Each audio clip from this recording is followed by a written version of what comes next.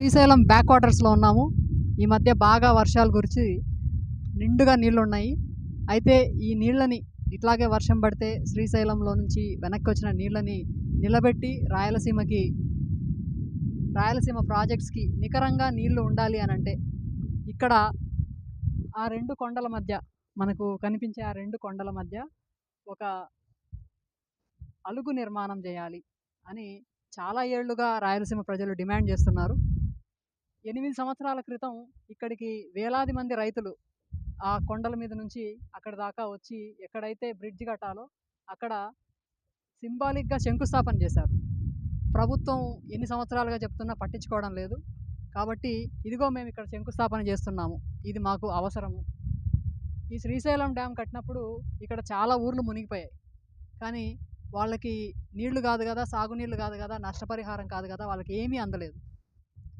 శ్రీశైలంలో 890 అడుగులు కూడా నీళ్లు నిల్వ చేస్తారు. కానీ రాయలసీమలో చాలా ప్రాంతాలకి ఒక పంటకు కూడా నీళ్ళు ఉండదు.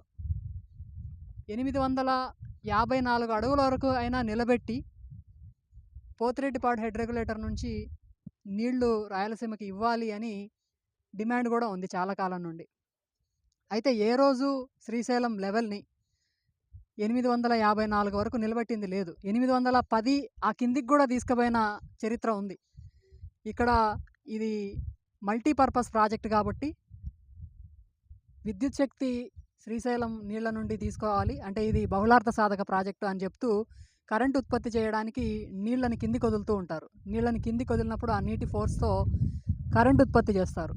అయితే ఆ కిందికి వెళ్ళిన నీళ్లు కూడా రాయలసీమకి దక్కవు. కరెంట్ ఉత్పత్తి చేసినా సాగునీటికి కిందికి వదిలినా రాయలసీమ వాళ్ళకి ఎవరైతే ఈ ప్రాజెక్టు నిర్మాణానికి భూములు ఇచ్చినారో ఆ జిల్లా వాళ్ళకి కానీ మొత్తంగా రాయలసీమ వాళ్ళకి కానీ ఏ ప్రయోజనం లేకుండా ఉంది. కాబట్టి 50 టీఎంసీల సామర్థ్యంతో ఇక్కడ ఒక అలుగు నిర్మాణం చేయాలి అని ఇక్కడ ఒక 50 టీఎంసీల నిర్మాణంతో అలుగు నిర్మాణం చేయాలి అని ఒక డిమాండ్ ఉంది. ఈ 50 టీఎంసీల నిల్వ వల్ల ప్రాజెక్టుకి ఏమీ నష్టం లేదు. పైగా ఇక్కడ ఈ నీటిని నిల్వ ఉంచడం వల్ల శ్రీశైలం ప్రాజెక్టు భద్రత కూడా పెరుగుతుంది. రెండోది ఇక్కడ ఒక బ్రిడ్జి కడితే తెలంగాణకు రాయలసీమకు మధ్య దూరం కూడా తగ్గుతుంది. ఆ రకంగా ట్రాన్స్పోర్టేషన్ ఖర్చు కూడా తగ్గుతుంది.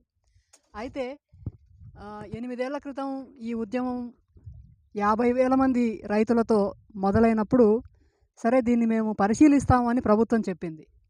కానీ ఈ మొత్తాన్ని బైపాస్ చేస్తూ 2 విషయాలు మళ్ళీ ప్రభుత్వం తెర మీదకి తీసుకొచ్చింది. ఒకటి, అక్కడ ఒక తీగల వంతెన నిర్మాణం చేస్తామని. తీగల వంతెన దేనికి అని అంటే ఇది ఒక పర్యాటక ప్రాంతంగా అభివృద్ధి చేయడానికి. సరిగ్గా ఆ వైపు మనకి సంగమేశ్వరం టెంపుల్ ఉంది. ఈ నీళ్ళన్నీ శ్రీశైలం నీళ్ళన్నీ కిందికి వెళ్ళిపోయిన తర్వాత ఆ సంగమేశ్వరం టెంపుల్ కనపడుతుంది. మళ్ళీ శ్రీశైలంలో నీళ్లు నిల్వ ఉన్నప్పుడు అది మునిగిపోతుంది. ఆ టెంపుల్ చూడడానికి చాలామంది వస్తూ ఉంటారు, పర్యాటకులు వస్తూ ఉంటారు. కాబట్టి అక్కడ ఒక తీగల వంతెన కట్టి పర్యాటకాన్ని అభివృద్ధి చేస్తాము అని చెప్తున్నారు. అయితే చాలా సీరియస్ అంశమైన సాగునీరు, తాగునీరు రాయలసీమ ప్రజలు డిమాండ్ చేస్తున్నప్పుడు ఎక్కడో బయట ప్రాంతాల నుంచి వచ్చే వాళ్ళకి విహారం కోసం తీగల వంతెన కడతాము అనడం చాలా అన్యాయమైన విషయము. ఎందుకనంటే కేవలం 50 టీఎంసీల సామర్థ్యంతో అలుగు నిర్మాణం అనే డిమాండ్ మొదట్లో ఇది డిమాండ్ చేసినప్పుడు 500 కోట్లతో అయిపోయే ప్రాజెక్టు. బహుశా ఇప్పుడు అంతకన్నా ఎక్కువ వేసుకున్న ఒక 1000 కోట్లు కావచ్చు. ఇంకొకటి, ఇంత తక్కువ ఖర్చుతో ఇక్కడ అలుగు నిర్మాణం సాధ్యమైనప్పుడు ఎత్తిపోతల పథకాన్ని కూడా ప్రభుత్వం ముందుకు తీసుకొని వచ్చింది, జగన్మోహన్ రెడ్డి ప్రభుత్వం. ఇది 1000 కోట్ల ఖర్చుతో శ్రీశైలం నీళ్ళని ఎత్తిపోసే ఒక ప్రాజెక్టు. దానికి చాలా కరెంట్ అవసరం అవుతుంది. రెండోది, ఈ ఎత్తిపోతల ప్రాజెక్టుకి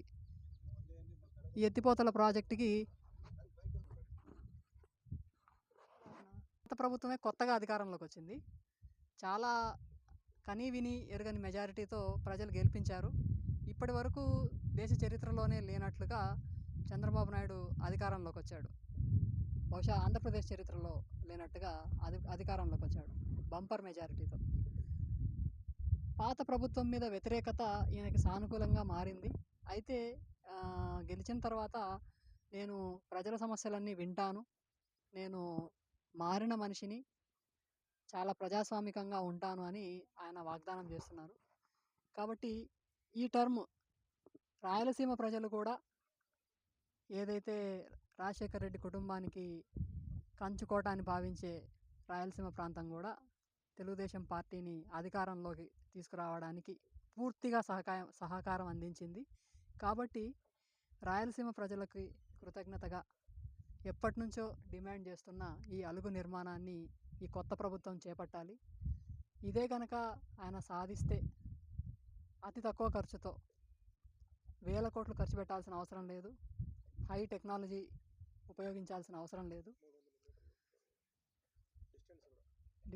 అదే చాలా చిన్న, అంటే ఈ రెండు కొండలు సహజంగా ప్రకృతి ఏర్పాటు చేసిన కొండలు ఇవి.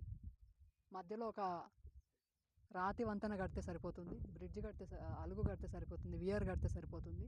కాబట్టి చాలా తక్కువ ఖర్చుతో ఎప్పటికీ రాయలసీమ ప్రజలు గుర్తించుకునేలాగా ఈ అలుగు నిర్మాణం చేపడితే చరిత్రలో మిగిలిపోతాడు. రాయలసీమ చరిత్రలో ఇప్పటి వరకు రాయలసీమకి ద్రోహం చేసిన ముఖ్యమంత్రుల గురించే మాట్లాడుకుంటున్నాం.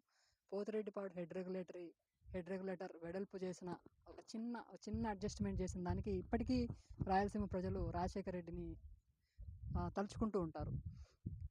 అయినా అది వెడల్పు చేసినా కూడా ఎప్పుడు రాయలసీమ నీటి మట్టాన్ని 854 అడుగులు ఉంచకపోవడం వల్ల సరిపడినన్ని నీళ్లు అదనులో అందడం లేదు. ఎప్పుడైతే పంటలు వేసుకోవాలో అదనులో అందడం లేదు. అయితే ఈ బ్యాక్ వాటర్స్లో అలుగు కడితే సమస్య వస్తుంది. రాయలసీమ ప్రాజెక్టుకి తెలంగాణ వాళ్ళు అబ్జెక్షన్ చెప్పే అవకాశం ఉంటుంది అని ఒక వాదన. ఇంకొకటి, ఇది ప్రాజెక్ట్ అవుతుంది కాబట్టి దీనికి ఫీజిబిలిటీ ఉండదని కూడా మాట్లాడుతున్నారు. కానీ ఇది ప్రాజెక్ట్ కాదు, అలుగు నిర్మాణం అట్లాంటిది కాదు. ఒక చిన్న అడ్డంకి బ్యాక్ వాటర్స్లో మనం ఏర్పాటు చేసుకునేది. ఇవన్నీ వృధాగా పోకుండా మనం నిలబెట్టుకోవడానికి. తర్వాత పోతిరెడ్డిపాడు హెడ్ రెగ్యులేటర్కి దీనికి సంబంధం లేదు. దీనికి సుమారుగా కొన్ని కిలోమీటర్ల దూరం ఉంది. కాబట్టి ఇక్కడ 50 టీఎంసీలు నిలబెట్టుకున్నందువల్ల అక్కడి నుంచి ఎక్కువ నీళ్లు తీసుకుపోతారు అనే వాదన కూడా అర్ధరహితమైనది. ఆ వాదన కూడా తెలంగాణ వాళ్ళు చేయడానికి అవకాశం లేదు. సో ఇది మన ప్రాంతంలో వచ్చి నిల్వ ఉండే నీళ్లు, మనం దీన్ని ఉపయోగించుకుంటున్నాం, మనం దీన్ని హక్కుగా ఉపయోగించుకోవచ్చు. పర్యావరణ అనుమతులు కూడా దీనికి చాలా సులభంగా వచ్చేస్తాయి. ఎందుకంటే అదనంగా మనము ఇక్కడ పర్యావరణాన్ని డిస్టర్బ్ చేసేది ఏమీ ఉండదు. చాలా సహజంగా ఉండేదాన్నే మనం వాడుకుంటున్నాం, ఉండే నీటినే మనం వాడుకుంటున్నాం.